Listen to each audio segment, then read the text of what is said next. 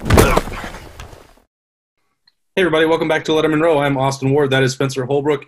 We are talking about the potential of Big Ten Ohio State football returning in October. We had talked about that earlier in the week, potentially being back on the table after a conversation with the President of the United States and Commissioner Kevin Warren, an unlikely pairing if ever there was one, trying to get some of these rapid, new, cheaper, saliva-based testing kits available to the Big Ten to help to see if they could play earlier than January or earlier than Thanksgiving. There have been reports elsewhere, starting with Bucknuts 247, that a vote could happen as early as Friday at Lettermen Row. We have been told that no vote has currently been scheduled. It would be great, Spencer, if it did happen by Friday, because if you're trying to play by this targeted date of October 10th, which, again, is just one option on the table, you need to start training camp probably next week. Yeah, you should start Monday. I think that would be the most logical thing, is to vote and then start, well, I guess Tuesday right after Labor Day. If coaches care about Labor Day, I don't think they do. But I think that this would make the most sense. If you vote sometime in the next week from now, Thursday around noon, if you vote sometime in the next week, you can get the October 10th date off the ground. Now, that is if you vote yes to play football, and that's a big if, because I was trying to go through 8 or 9 schools that would vote yes, and I think it's a little more difficult than people think. But yeah, there's a chance, and like you said, the offense is back on the field for Ohio State, getting ready to play college football. Yeah, it is hard, and I think that there's this. I think it's a misguided belief that every athletic director and every coach. We know that the presidents are separate, and they may have different ideas. Of course they did. That was an 11-3 vote the first time around. And there are schools that have probably changed their mind, along with Ohio State, Nebraska, and Iowa sort of exerting their will and trying to get everybody on board. But the problem with this league right now is that they continue to work with a bunch of competing agendas. And I don't mean that as a negative way, because every school is always going to have their own goal. Ohio State and Rutgers are not the same. They don't try to achieve these, the same goal every year. I think that's just a fact. Okay. So if you have this belief that 14 athletic directors and 14 football coaches, because I know for a fact that there are some around the league, you can just look and see the public statements that they have or have not made. There are some coaches who have some hesitancy about playing on October 10th. That's just a fact of life. It is not entire football programs that are pushing and begging for October 10th. So getting to this threshold of 8, 9 or more programs voting for yes, that's not a sure thing. And, I think that might be why it would be better if you had a couple more days and maybe took it in to early next week, because really this date, Spencer, has only been on a viable potentially option for them since Tuesday morning. So they haven't had a ton of time to actually debate and really change minds. Yeah, and it's got to be 9. So I just did the math on my phone. It's got to be 9 would be 64%. 8 would be 57. Right. So if you get 8, that would almost be crushing. So even more crushing. But if you can get to 9, I mean, I was going through the schools. I think more time would be wise. I think if you could target a 17th day in 1 week, I think you could still get a scheduling that you could be including in the college football playoff. But I think that extra week would be useful. Get these presidents together, because if you go into a room and you talk and then you vote, you're basically talking for a couple hours and then saying, okay, what does everybody think? Whereas the president of Ohio State could be thinking one thing, the president of Rutgers could be thinking another thing. They could talk it out and say, hey, why do you think this way? And challenge each other's narratives and challenge the beliefs. And I think that would create a better chance for this to go through. Whereas if you just get together in the next 3 or 4 days and vote, I think everybody's still going to be on their set ways. And I think it's going to lead to a split vote that's not in the favor of playing in the fall, which, the president's already talking about playing in November. If you're willing to hang your hat on the November schedule, you better be willing to hang your hat on an October schedule. I think that's been one of the big frustrations for us in the media, trying to explain how and why the votes are going down. We don't have any guidance from the Big Ten leadership. That's trickled down to Justin Fields and his petition. the football parents at Ohio State. There are two demonstrations, one in Chicago and one at the Horseshoe. Coaching staffs as well felt like they've largely operated in the dark at times. So it's hard to say. The question always is being asked, and it's been asked of me from many of those people in that situation.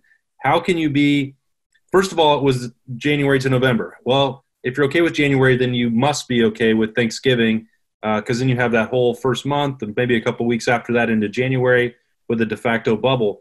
Then the conversation became, well, then you'd still have to practice when students are on campus in November to play by that 26th date. So how does that make it any different than playing a game in November and practicing in October? And there haven't been clear answers to that. I get it why some people say you're either going to play in the fall or you're not going to play at all. I think, at one point that was sort of the way I thought. My thinking on this has changed completely. And if you think that they could play in January, the complications and the expense of that are exorbitant, with all 14 teams having to travel compared to just playing in campus sites with maybe no fans in October. So I think now that you've got to the point that lawsuits are happening, and I know that you've been following what's happened in Lincoln and with the Nebraska players closely for the last couple of weeks, you know that your vote is going to be scrutinized. You know that at some point the FOIAs and the lawsuits are going to reveal information about how you voted. So you're going to have to explain this at some point. And so if you're against October 10th, you better have a good reason why you might be in favor of November or January. And I don't know what that would be. Well, and the big thing that the presidents decided on was because of myocarditis. So myocarditis going away in November and January. If we're trying to eradicate that along with COVID, I don't know what to tell you. You're never playing football again. And so I think that's something that they need to really consider. This is kind of a plea for football because we want it so bad, but you really need to consider, is it going away? And it's not. And I think that's the big thing. The other thing I'll say about this vote, if it happens in the next week or so, everybody thinks, okay, Penn State will vote yes this time. Michigan will vote yes this time. Michigan State, hold your horses. Michigan's president is an epidemiologist or whatever. I'm not a doctor, however you say that. Right. I'm almost penciling Michigan in as a no vote regardless of what new revelations come out, just because of who's making the call. And so this vote is not near as easy of a push through as everyone thinks it is. Obviously coaches, obviously athletic directors want to play. It's still, I was pretty optimistic at the beginning of this week as the weeks still starting to think, let's pump the brakes. I don't mean to be a Debbie Downer. I think I'm taking your position on that. But, I'm taking the position of everybody's going to scrutinize me for pumping the brakes, but I think that's what we need to do. Well, hey, look, a dose of realism is needed, I think, in a lot of these circumstances. Just because there is a push towards a vote, and you've made this point very, very clear, is no means a guarantee that it will go through.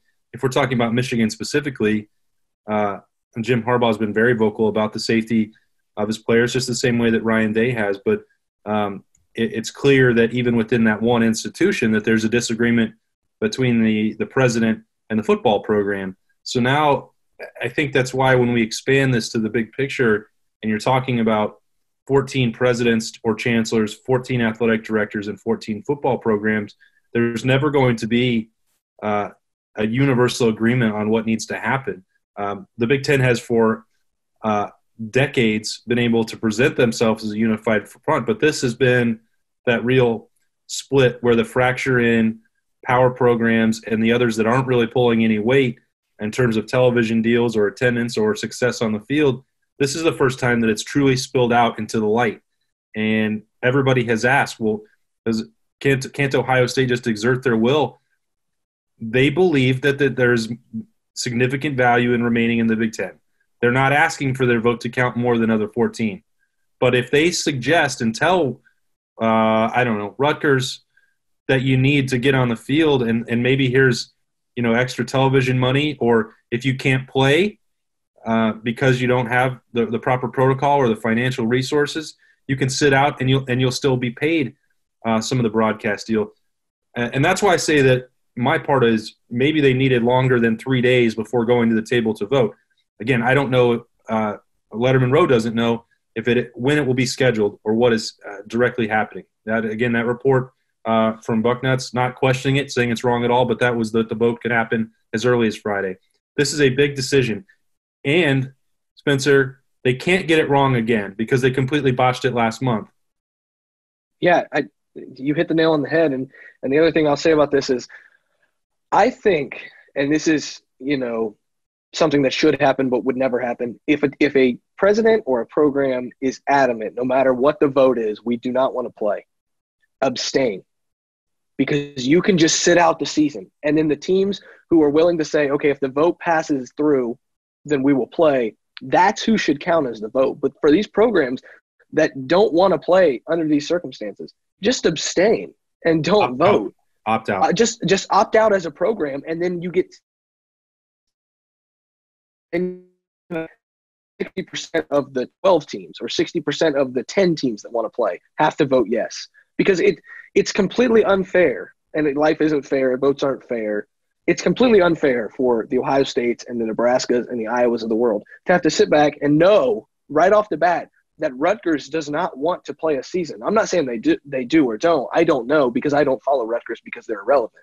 But like if Rutgers is one of those programs, or any program, Maryland, even Michigan, if they say no matter what, we're not going to play under these circumstances, just abstain. That's not going to happen. But that's ultimately the way that it should work. And the only other thing that should happen is the Big Ten needs to find a way to be more like the Big 12 in one area. The Big 12 is what Texas and Oklahoma say carries weight. Yeah. What Ohio State and Nebraska right now, I think it's not Michigan, it's not Penn State. What Ohio State and Nebraska say right now, and that's just how it should be. This vote's going to be really interesting, and I think it's going to determine a lot for the future of the Big Ten. Yeah, it's crazy that it's come to this. Ohio State was supposed to play at Illinois on Thursday night to open the season. Just a few hours from right now when we're recording this. And that's the part that I have the hardest hang up with. I don't want to dive into it anymore, but it was an artificial, unnecessary deadline to try and play on September 3rd. The fact that they put themselves in a position where they had to rush to a decision where they had to say, oh, wait, we're not ready to go into full pads on that first weekend of August after they released the schedule, and then rush that decision 2 days later after that call on that fateful Sunday night. If they had delayed from the start, you could have kept them out of pads for the entire month of August. You could have been in this exact same situation we are right now without having to deal with any of the political blowback, without any of the petitions with the lawsuits, any of that stuff. We've said it every single time that we've been on here, Spencer. Delay was such an easy call. They did not have to play on September 3rd. And the situation changed dramatically since then. That's the one part they did this to themselves, and it was so unnecessary. Yeah, they just keep taking shots, and the shots keep landing right in their foot. Like the Big Ten just continuously shoots themselves in the foot. They've taken so many trips to the ER this month. It's been like delay was easy. Scheduling games starting September 26th or October 3rd was easy. And they decided that doing the right thing or the easy thing here to delay was just too much. They couldn't handle it. And that's also another reason why it's skeptical to think they'll do what's a good thing here or do what's right here, because this league has shown that they're willing to botch anything and everything they do throughout this. And, to vote, this is another can of worms, but I'll just make it quick. Like, vote for a November start to basketball and allow them to start practicing next month, but vote no on football in October is like, I don't even know what to say. Like that's where I'll end it. Yeah. Nonsense has been the order of the day around the Big Ten for the last month, but we're trying our best to sort through it. We can. Our roles have reversed a little bit. I finally have some optimism that there might be football. Spencer's trying to splash a little cold water on my face. We're flipping it around, but who knows where it'll be tomorrow, because the point is that you have to look at this rationally. And we can see how this could go several different ways. But the Big Ten has that option. October 10th is going to be on the table. Don't know specifically when. We're going to get as much information as we can to report that on Lettermen Row and give you the most accurate, up-to-date analysis that we can on Ohio State and Big Ten football. That's Spencer Holbrook. I am Austin Ward. Stay with us at LettermenRow.com.